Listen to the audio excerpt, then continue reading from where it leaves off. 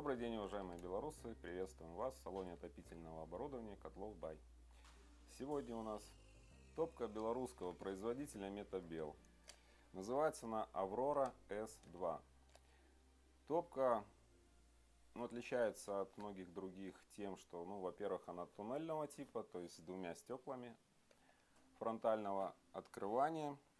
И второе ее отличие – это топка подового горения.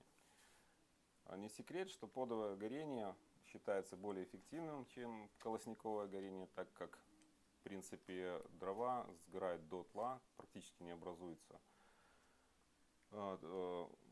остатков, то есть КПД печки повыше, труба дымоходная, конечно, чище, потому что все топливо сгорает практически без остатка. И топка эта, во-первых, мощность ее 10 киловатт, то есть способна отопить до 100 квадратных метров в среднем площади. То есть вот в холле очень хорошо она будет представлена. То есть большое какое-то помещение, где-то 50, 60, 70, 80 квадратных метров. Она разместится идеально. У нее очень хорошие внушительные габариты, то есть 830 миллиметров по ширине. Топка регулируется одним рычагом управления. Он расположен на передней панели. И регулируется, в принципе, две системы. То есть система подачи воздуха в нижнюю часть топки. И в этом среднем положении перекрывается один канал и поставляется воздух уже для верхнего горения в верхнюю часть камеры. Этот же воздух и служит подачи воздуха для системы чистое стекло. Каналы предусмотрены здесь очень интересно, то есть на боковых стенках слева и справа варены каналы, по которым воздух, прогреваясь предварительно, попадает в верхнюю часть камеры сгорания. Такой канал есть как слева, так и справа.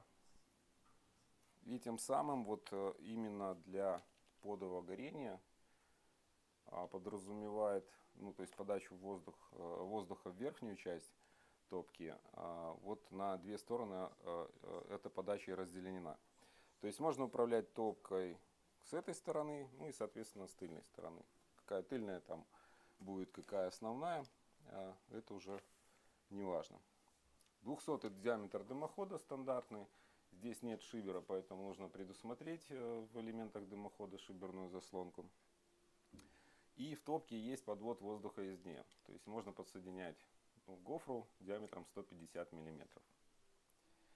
Топка весит порядка 160 кг, она футирована, то есть топка стальная, футирована она шамотом и вермикулитом. Также здесь интересно сделан пламегаситель, так называемый ЗОП, то есть он состоит из двух частей, из двух ярусов, я бы сказал. То есть этот пламегаситель выполнен из нержавейки 430 толщиной 2 мм. То есть один уровень и потом другой. То есть максимально задача его задержать тепло именно в топке, чтобы оно не выходило в дымоход. Поэтому приходите к нам, смотрите свой товар, свою топку, свой камин. Будем рады помочь в выборе. До встречи, до свидания.